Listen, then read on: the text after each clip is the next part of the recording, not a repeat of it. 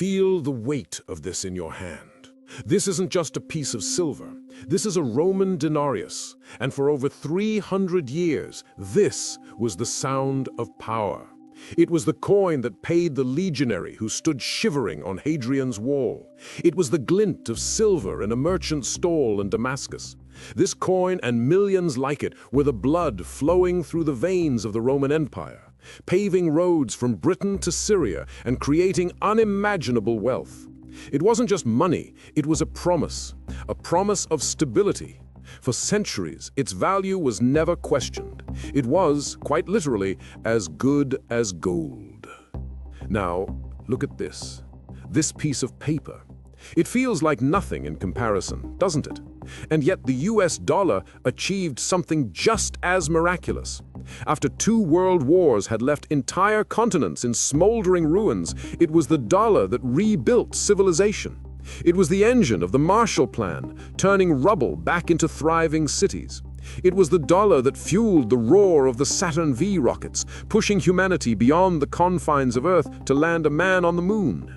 It became the world's reserve currency, the bedrock of the entire global economy, the language of trade, the ultimate safe haven. For a time, it seemed just as invincible. But the story of the denarius didn't end well. It ended in betrayal.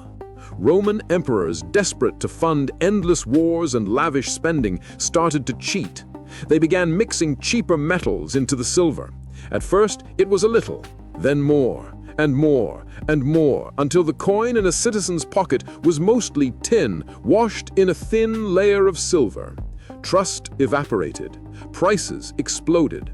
Hyperinflation took hold. The economy collapsed. This wasn't just a recession, it was a societal meltdown that brought the greatest empire on earth to its knees. And here is the terrifying part. The US dollar is following the exact same script, step by agonizing step. The endless spending, the creation of money from thin air, the slow, creeping debasement, not of metal, but of value. This isn't a conspiracy theory, it's history. It's a 2,000-year-old warning written in the very corrosion of this ancient coin, and we are ignoring it at our peril. If you value the money in your wallet, the savings you've worked your entire life for, and want to understand the invisible forces that are silently eating away at its power, you need to watch this. And you should consider subscribing, because this is the kind of history they don't teach you in school. Let's go back to the beginning, the early Roman Empire. Under Emperor Augustus, the denarius was a marvel of monetary stability. It was about 95% pure silver. When you held one, you were holding real, intrinsic value. This wasn't just a token, it was wealth itself. This purity and reliability fueled the Pax Romana, a 200-year period of unprecedented peace and prosperity. Trade flourished because a merchant in Egypt knew a denarius minted in Rome was worth its weight in silver. Now, fast forward to 1944. The world is in ruins. At the Bretton Woods Conference, the major Allied nations agreed to a new system. The US dollar would become the world's reserve currency, its value directly linked to gold at a fixed rate of $35 per ounce. Other currencies were then pegged to the dollar. Just like the denarius, the dollar was as good as gold. It was sound money. This system created the biggest economic boom in human history. The world trusted the dollar because it was backed by a tangible asset, a promise written in gold. But empires are expensive, and leaders, both ancient and modern, always face the same temptation. In Rome, it was Emperor Nero around 64 AD. He needed money. He had a massive fire to rebuild from in Rome, extravagant projects like his Domus Aurea, and expensive military campaigns to fund. Raising taxes was unpopular and could lead to revolt. Borrowing had its limits. So he chose a third, more insidious option. He ordered the Roman mint to debase the currency. He reduced the silver content of the denarius from 95% down to about 85%. he mixed in cheaper base metals. The genius, he thought, was that the coin looked the same. It had the same size, the same weight, the same stamp of the emperor. He could now mint more coins from the same amount of silver, effectively printing money out of thin air to pay his soldiers and contractors. On the surface, nothing had changed. Now, let's jump to America in the 1960s. The parallels are chilling. The US was fighting a hugely expensive war in Vietnam. At home, President Johnson was funding his Great Society social programs. The US was spending far more than it was taking in. Other countries, like France, saw this. They saw the US printing dollars to pay for its deficits and grew nervous. They started demanding gold for their dollars, as was their right under the Bretton Woods Agreement. America's gold reserves were draining away. So, on August 15, 1971, President Richard Nixon faced his Nero moment. He appeared on television and announced he was temporarily suspending the convertibility of the dollar into gold. It was never reinstated. This was the Nixon shock. In one speech, he severed the dollar's last tie to anything tangible. He debased the currency. Just like Nero, he chose to break the promise rather than make the hard choices of cutting spending or raising taxes. The US dollar was now a fiat currency, backed by nothing but faith in the government that issued it. Once the seal is broken, it's almost impossible to go back. After Nero, nearly every subsequent Roman emperor in a tight spot did the same thing, but worse. Trajan needed to fund his conquest of Dacia. He debased it further. Marcus Aurelius, facing wars on the frontier and a plague at home, dropped the silver content to 75%. By the time of Septimius Severus, it was down to 50%. The government was cheating its own people on an industrial scale. They were forcing citizens to accept coins that were only a fraction of their original value. This is the definition of inflation, not rising prices, but a falling currency. Prices rise because the money you are using to buy things is becoming worthless. The Roman people weren't stupid. They could see the coins looked different, felt different. They started hoarding the older, purer coins. This is Gresham's law. Bad money drives out good. Why would you spend a pure silver coin from Augustus's time when you could pass off a debased one from the current emperor? The good money vanished from circulation. And what happened after the Nixon shock? The exact same thing. The US government, now freed from the discipline of gold, could print as much money as it wanted. And it did. Every time there was a crisis, the dot-com bust, the 2008 financial meltdown, the 2020 pandemic, the solution was always the same: create trillions of dollars from thin air. The term they use is quantitative easing, but it's the modern equivalent of Nero adding copper to silver. It's debasement on a digital scale. The US national debt has exploded from under $1 trillion in the 1970s to over $34 trillion today. It's a number so large it's almost meaningless. And just like the Romans, people are starting to notice. They see the price of groceries, gas, and housing going up every year. They intuitively feel that their paycheck doesn't go as far as it used to. This isn't a mystery. It's their money being devalued in real time. And what are the wealthy doing? They're not hoarding cash. They're buying real assets, real estate, stocks, precious metals, Bitcoin. The good money is being driven out by the bad money. In Rome, this slow debasement eventually led to total catastrophe, the crisis of the 3rd century.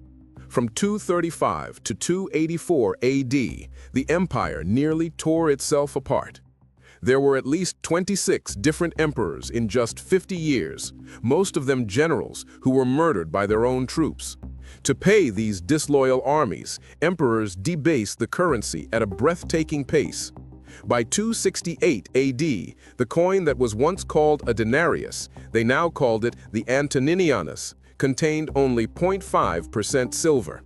It was basically a copper coin with a thin silver wash that would rub off in a week. The result was hyperinflation.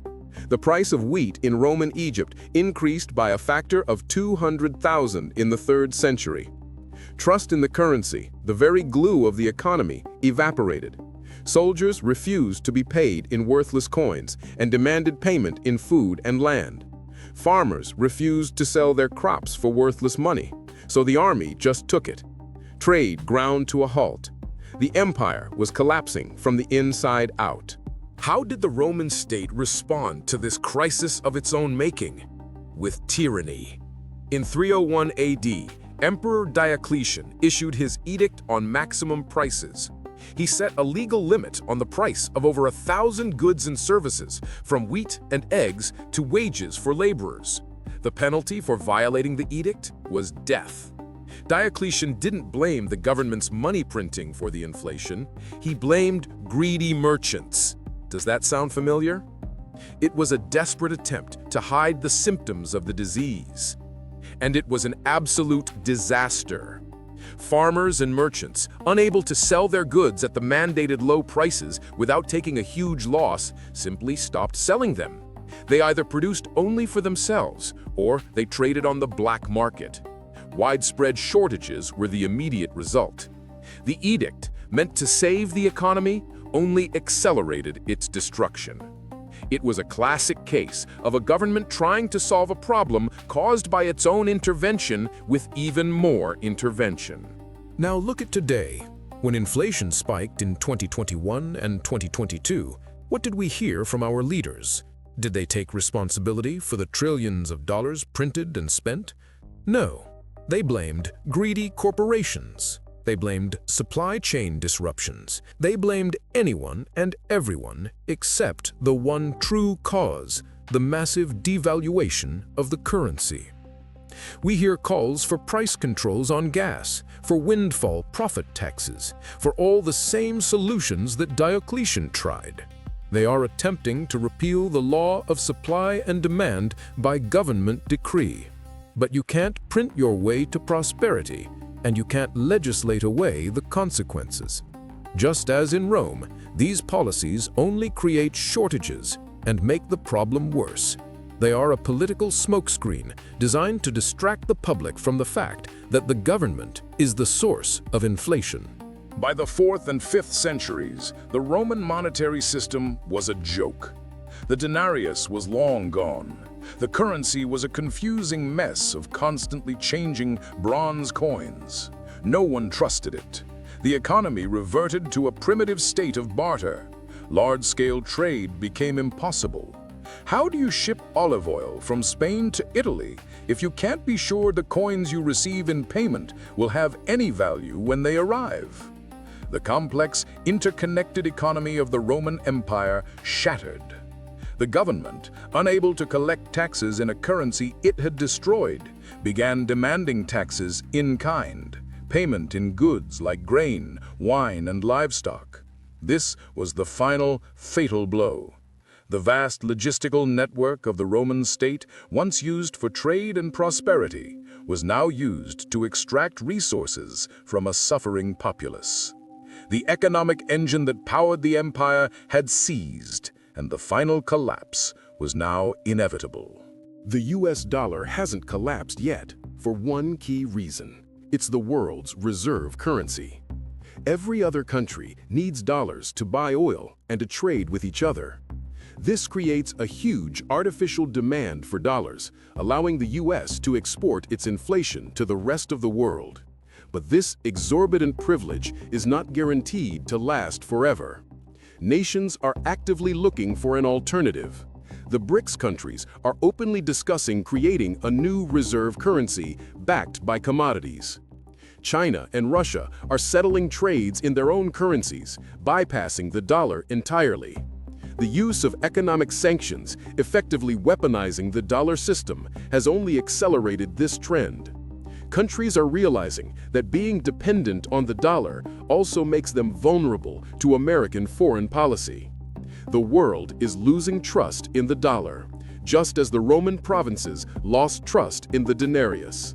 When that trust finally breaks, the consequences for the US will be devastating. What happens when the world stops needing dollars?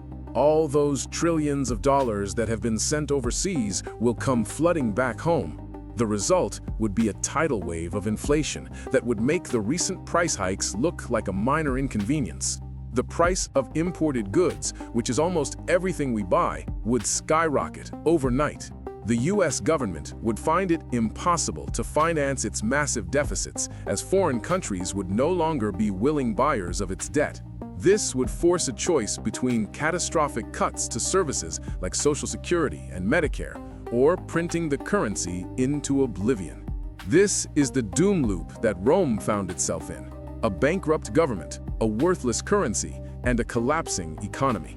It's not a prediction of a single event, but a process of decay, a slow, grinding decline that ends in a dark age.